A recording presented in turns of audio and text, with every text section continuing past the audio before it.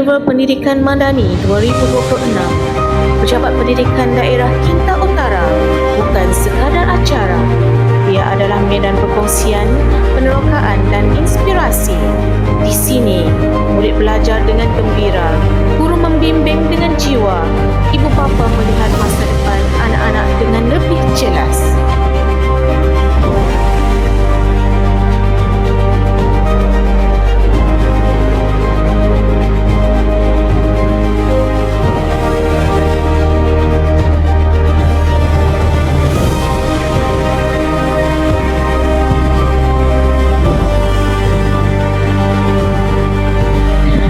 Apabila ilmu diraikan, bakat akan berkembang.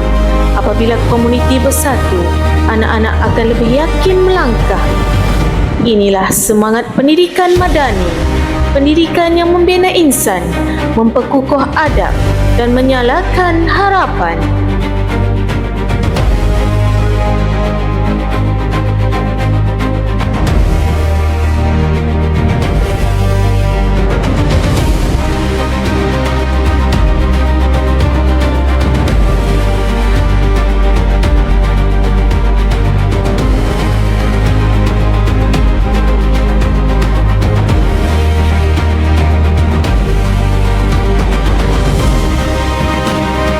Dari Kinta Utara, kita nyalakan obor ilmu. Untuk anak-anak hari ini, untuk masa depan Malaysia, Karnival Pendidikan Madani 2026.